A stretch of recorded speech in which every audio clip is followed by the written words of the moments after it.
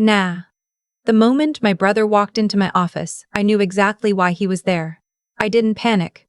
I didn't stand up. I just set down my coffee, looked at him across the glass desk I had bought with my own money, in the building I had signed the lease for, in the company I had built from a spare bedroom with a folding table and a second-hand laptop. And I waited.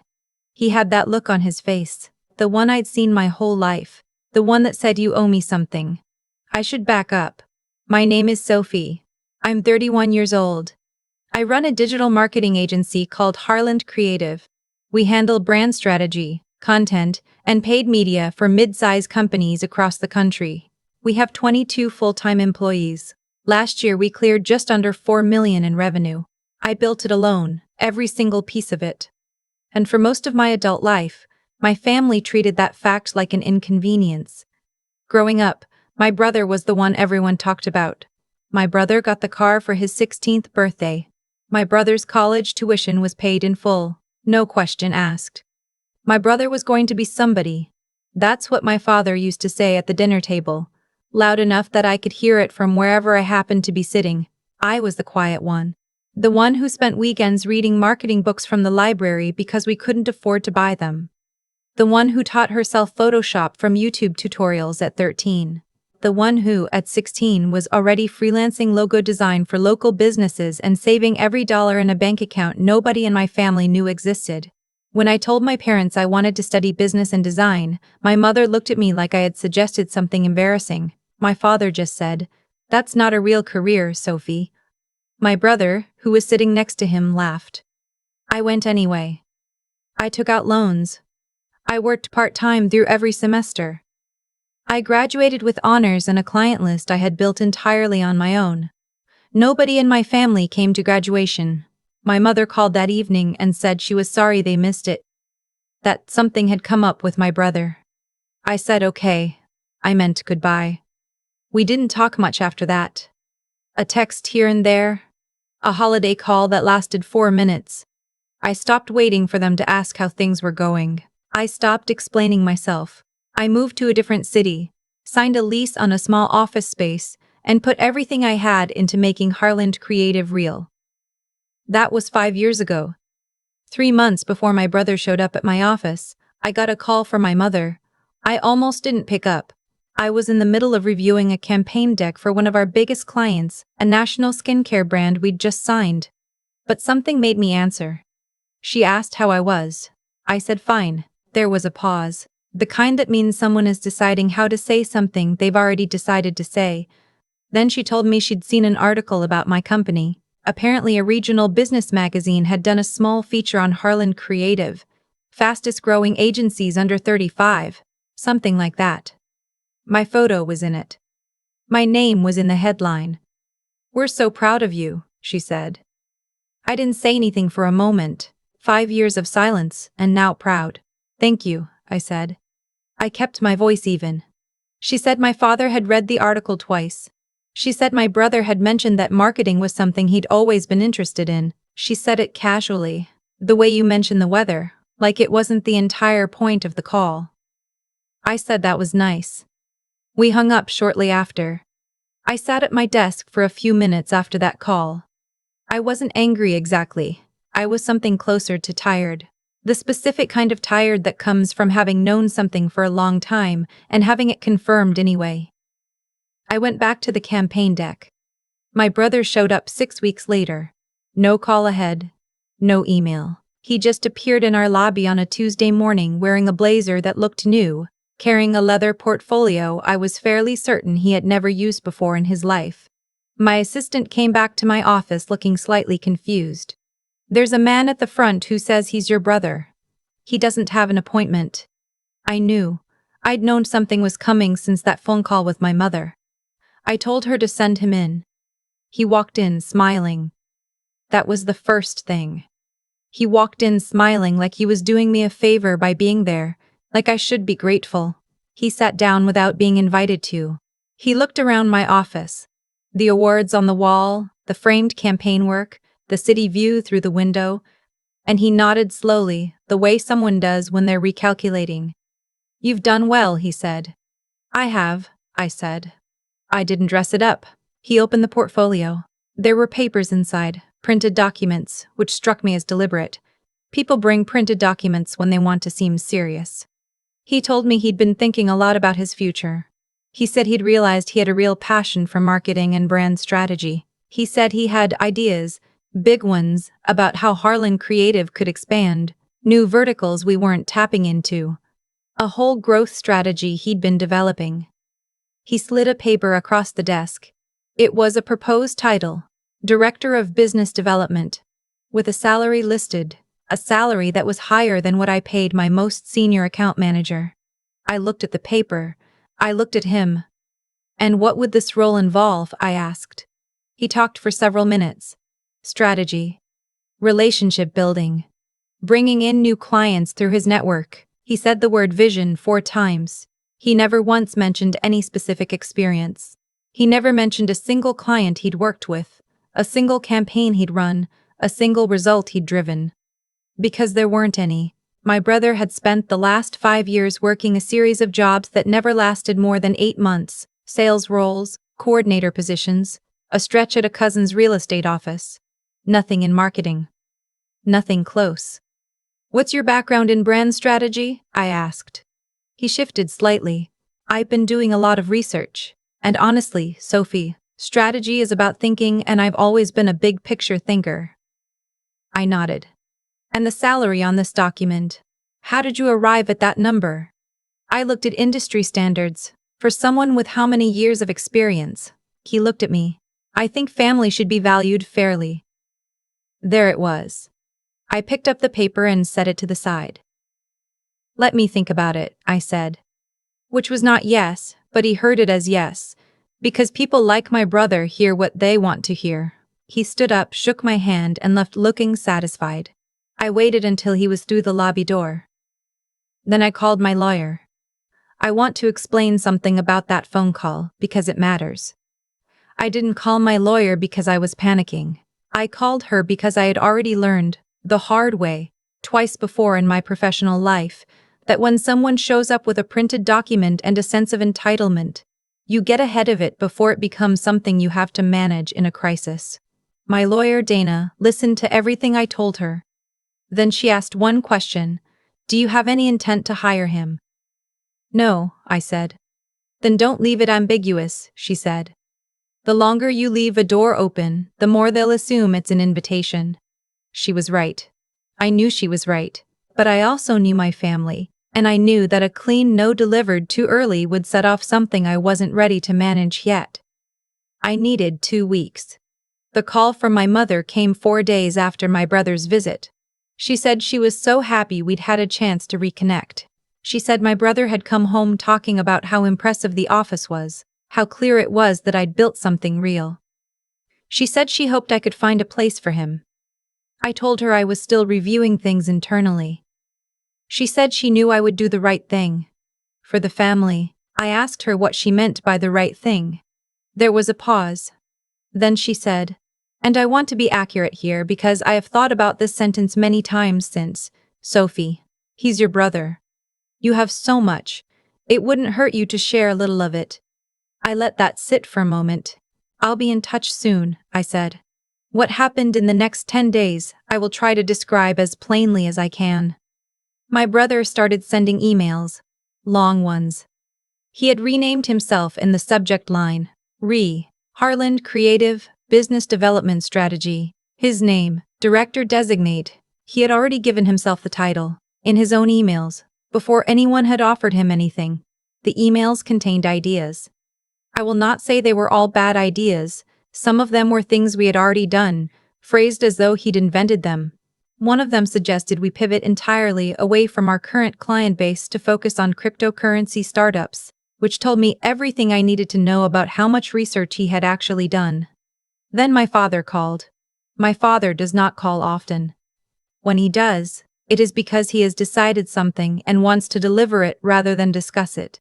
He told me my brother was serious about this. He told me that the family had talked and they believed this was a real opportunity, not just for my brother, but for my company, to have someone trustworthy in a leadership role. He said the word trustworthy with a particular weight, which I understood to mean family. which I understood to mean, blood is owed something. He said he hoped I wouldn't let pride get in the way of good business sense. I asked him what specific skills he thought my brother would bring to the role. My father said, "He's smart, Sophie. He's always been smart." I said, "I know. Is there anything else?" My father's voice got tighter. He said he expected me to treat this seriously. He said that when you have the chance to lift your family up, you take it. He said he and my mother had sacrificed a lot over the years, and they hoped I hadn't forgotten that. I had not forgotten. I had simply done the math differently than they had. I told him I would have an answer by the end of the week. What I did next, I did quietly. I had already asked Dana to draft a formal letter, a polite, professional, completely unambiguous decline. It cited our current headcount, our hiring freeze for non-essential roles, and our internal policy of requiring a minimum of 5 years of directly relevant experience for director-level positions. Every word of it was true. None of it was personal. That was intentional. I also did something else. I went back through my records, the ones I kept from the beginning, when I was just starting out, and my family was very clear about their opinion of what I was doing. I found the email my mother sent me when I told them I was leaving to start the agency. It said, in her exact words, "Don't come back to us when this fails." I found the voicemail my father left when I missed Christmas that first year because I was finishing a proposal for a client. He said I had made my choice and the family was no longer going to chase after me. I found the text from my brother, sent about 2 years in, when a mutual cousin had mentioned that Harland Creative was starting to take off. He wrote, "Heard you're doing okay with your little design thing. Good for you. I didn't plan to use any of this. I just wanted to have it. Because I had learned over time that clarity is a resource, and you keep it close when you might need it." I sent the letter on a Thursday. Dana delivered it by email and certified mail. Both. It was 3 paragraphs. It was kind. It was final. By Thursday evening, my mother had called 4 times. I let them go to voicemail. By Friday morning, my brother had sent 11 emails. The tone shifted around the 4th one. From professional to confused to, by the end, something that was trying hard not to be angry and not quite succeeding. He said I was being cold. He said I was letting corporate thinking get in the way of family. He said he had already told people about the position. That last line I read twice, he had told people. Before anything was confirmed. Before he had any agreement from me, he had already been telling people he was going to be a director at his sister's company. I forwarded the email chain to Dana and said nothing else. She knew what to do with it. My father called on Saturday. I picked up this time. He didn't ask. He told me. He said I was making a serious mistake. He said that family was the only thing that mattered in the end and I was burning it down over what, professional pride? He said I had always been difficult, always too focused on myself, always unwilling to share what I had. I let him finish. Then I said, "Dad, I sent you that letter because it is the accurate and honest answer to what was asked of me. I don't have a director-level role to offer. I don't have the budget for the salary that was proposed. And I have a responsibility to the 22 people who work for me and to the clients who trust this company. And that responsibility comes before anything else." He said, "Before family?" I said, "Before a request that was never really about family." He hung up. I want to tell you about the following 2 weeks, because this is the part that people don't talk about enough. It wasn't a dramatic explosion, it was slow. It was a series of small things that added up. My mother stopped responding to my texts. My brother posted something vague on social media about people who forget where they came from. Nothing with my name, nothing specific, but I knew, and the mutual family members who saw it knew too. A cousin sent me a message asking if everything was okay between me and my brother, and I could tell from the way she phrased it that she had already heard a version of events that was not accurate. I did not correct it publicly. I did not post anything. I did not call the cousin back. I went to work. I ran my business. I sat in on a new client pitch that went very well. I gave a small raise to my senior strategist, who had earned it 3 times over. I had lunch with Dana and she told me the email chain from my brother had no legal weight, but that she was keeping it documented just in case. At night, I was tired in a way that had nothing to do with work. I want to be honest about that. There is something about being rejected by the people who were supposed to love you first, and then realizing they were never really going to. That sits in your chest in a way that doesn't go away quickly. I had known it for years, but knowing something and having it confirmed again, out loud, in writing, on a certified letter they received and chose to respond to the way they did, that's different. I gave myself 2 weeks to feel it. Then I kept going. About a month later, I got an email from my brother. Not angry this time. Different. The tone was careful. Measured. Someone who had been coached, or who had decided on a new approach. He said he hoped there were no hard feelings. He said he understood that business decisions were complicated. He said he had been doing some consulting work on his own and it was going well. He said he had been thinking, and he wondered if there might be another way to work together. Not a full-time role, just a project basis. Maybe a commission structure. He said he thought he could bring in some clients. I read it once. I read it again. Then I wrote back 3 sentences. I said I was glad he was pursuing his own work. I said Harland Creative was not currently working with outside contractors in a commission-based arrangement. I said I wished him the best. He did not write back. My mother has sent me one message since then. It was on my birthday. A short, generic message, the kind you send when you feel obligated rather than when you feel something. I replied with a thank you. Nothing more. My father has not contacted me. I have thought sometimes about what I would say if we were all in the same room again. If they asked me why I said no. If they asked me to explain myself. And I think what I would say is this. I spent years building something real in a world that was not set up to hand me anything. I did it quietly, without recognition from the people who were supposed to root for me. I did not do it to prove something to them.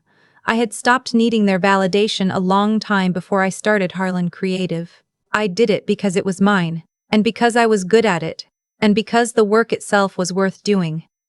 And when they came to me, not to reconnect, not to apologize, not to ask how I was, but to ask me to hand over a piece of what I had built to someone who had never once supported it, I said no, not out of anger, not out of pride, out of the clearest, simplest sense of what was right.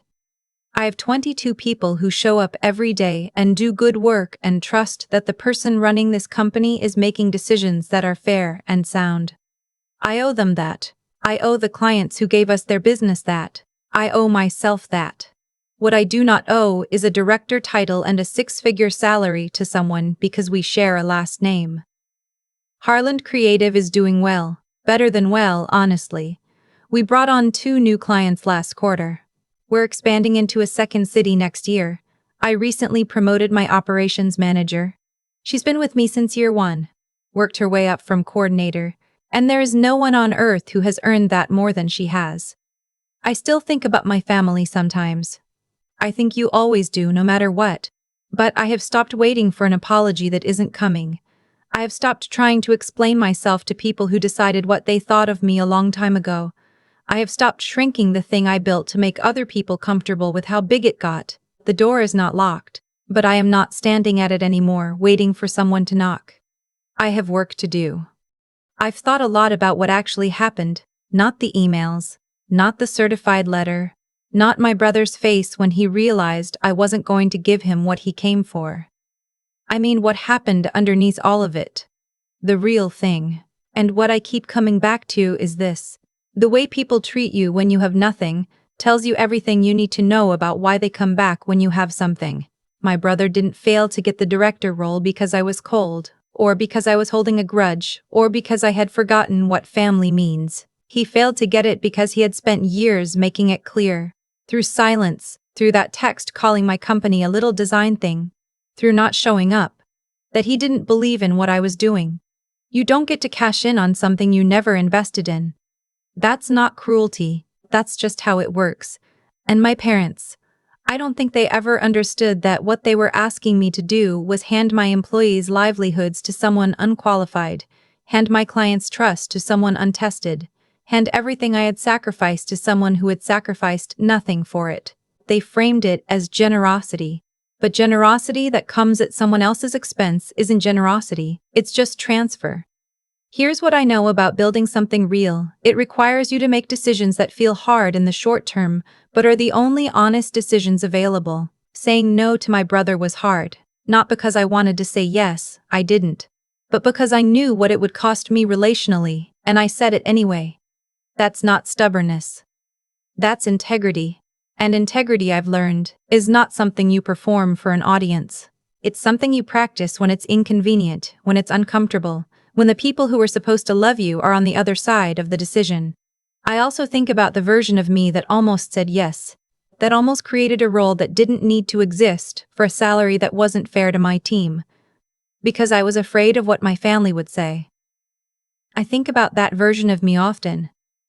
Not with judgment, but with something close to gratitude that I didn't become her, because that version of me would have spent the next 2 years managing someone who didn't respect the work, explaining decisions I shouldn't have had to explain, watching something I built with my own hands slowly compromise itself under the weight of an obligation I never actually owed. Sophie. The Sophie who said no, who called Dana, who kept the emails and the voicemails and the text from years ago. That Sophie understood something it took me a long time to learn. That self-respect is not a luxury you earn after everyone else is satisfied. It's the foundation. Everything else gets built on top of it. The moment you hollow it out to keep the peace, the whole structure starts to shift. I don't know what my family tells people about what happened. I don't know what version of this story they're living in. What I know is my version, the documented one, the honest one. And I've made my peace with the fact that those two versions may never meet. The door is not locked. But I am not standing at it anymore.